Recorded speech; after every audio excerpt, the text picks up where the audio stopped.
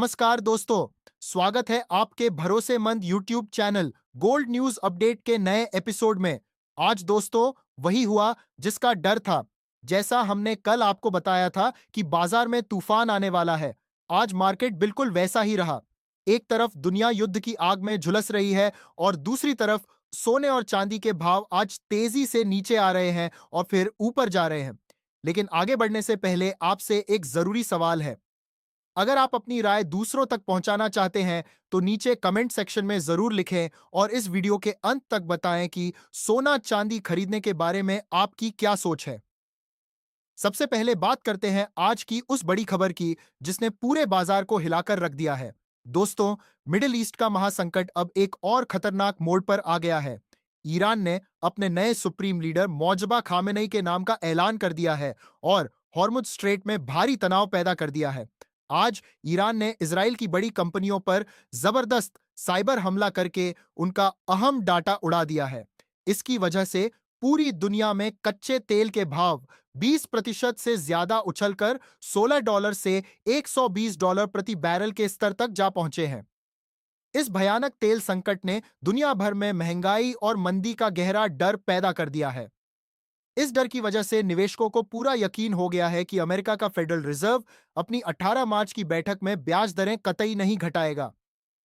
दरें 3.5 से 3.75% पर ही स्थिर रहेंगी। नतीजा यह हुआ कि आज डॉलर इंडेक्स 3 महीने के सबसे ऊंचे स्तर पर जा पहुंचा और अमेरिकी ट्रेजरी यील्ड में भी जोरदार उछाल आया।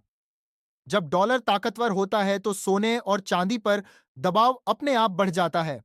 इसीलिए बड़े निवेशकों ने अपना पैसा निकालकर कैश में रखना शुरू कर दिया, जिससे आज सोने और चांदी में जोरदार बिकवाली देखने को मिली।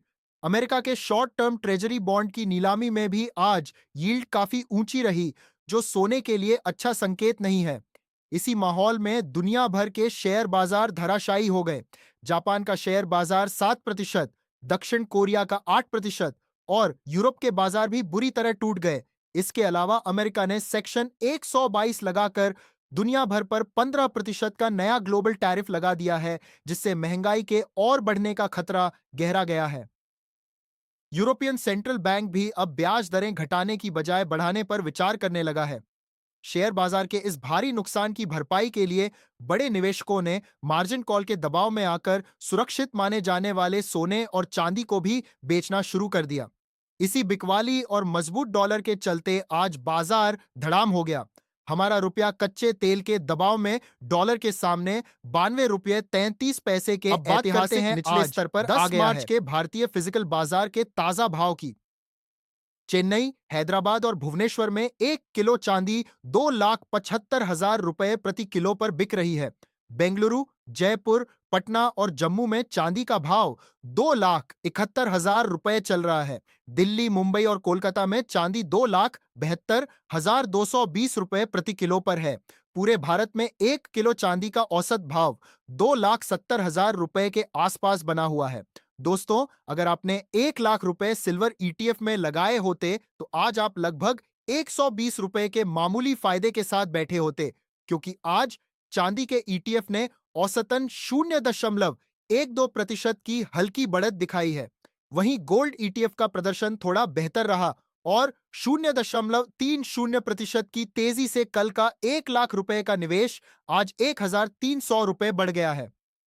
दिल्ली में 24 कैरेट सोना 1,63,200 रुपए प्रति 10 ग्राम है। मुंबई, कोलकाता और भुवनेश्वर में 1,63,400 रुपए है। चेन्नई, बेंगलुरु और हैदराबाद में 24 कैरेट 1,64,700 रुपए पर है। पटना, जम्मू और लखनऊ में 24 कैरेट 1,63,280 रुपए पर चल रहा है। आज पूरे भारत में 24 कैरेट सोने का औसत भाव 1,64,000 रुपए है। 22 कैरेट का भाव 1,52,000 रुपए प्रति 10 ग्राम और 18 कैरेट का भाव 1,26,700 रुपए प्रति 10 ग्राम चल रहा है। आज इंटरनेशनल मार्केट में सोने का भाव 1.29% की गिरावट के साथ 5,105.45 सेंट प्रति ऑन्स पर आ गया है। चांदी भी इस गिरावट में शामिल है और 84.16 पर ट्रेड कर रही है। गोल्ड सिल्वर रेशियो आज 60.74 से 61.29 के बीच है। एक्सपर्ट्स की चेतावनी है कि अगर यह रेशियो 65.39 के पार गया तो सोने और चांदी में और भी तेज बिकवाली आ सकती है। अब सुनिए बड़े बैंकों की राय। इतनी भारी गिरावट के बाद भी बड़े बैंक लंबी अवधि के लिए पूरी तरह सकारात्मक है, क्योंकि चीन अभी भी बड़े पैमाने पर फिजिकल सोना खरीद रहा है। जेपी मॉर्गन का कहना है कि 2026 के अंत तक सोना $6,300 तक जाएगा। गोल्डमैन सैक्स का टारगेट $5,400 है। ड्यूश बैंक ने $6,000 का लक्ष्य रखा है और चेतावनी दी है कि चांदी में $100 प्रति औंस का बड़ा उछाल भी आ सकता है। भारत में कोटक सिक्योरिटीज का मानना है कि सोना लंबी अवधि में 1,50,000 रुपए के स्तर पर मजबूत रहेगा और आईसीआईसीआई डायरेक्ट के मुताबिक चांदी 5,70,000 रुपए से 7,20,000 रुपए के बीच कारोबार करेगी। तो अब कल मंगलवार 10 मार्च को क्या होगा? दोस्तों, कल का दिन बाजार के लिए एक और कड़ी परीक्षा होगी। कल का रुख इस बात पर निर्भर करेगा कि कच्चे तेल के दाम किस दिशा में जाते हैं। बाजार पहले से मान चुका है कि 18 मार्च को ब्याज दरें नहीं घटेंगी। कल और परसों अमेरिका का महंगाई का डाटा यानी सीपीआई और पीपीआई आने वाला है। साथ ही जिनेवा में अमेरिका और ईरान के बीच परमाणु वार्ता भी होगी। अगर कल महंगाई का डाटा ज्यादा आया तो डॉलर और मजबूत होगा, जिससे सोने चांदी में एक और तेज गिरावट आ सकती है। आज बाजार में मार्जिन कॉल की वजह से पैनिक सेलिंग हुई है।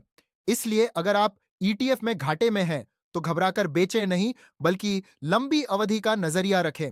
अगर हमारा यह गहरा विश्लेषण आपको पसंद आया तो वीडियो को लाइक जरूर करें और कमेंट में बताएं कि आपके शहर में आज चांदी का क्या रेट मिल रहा है।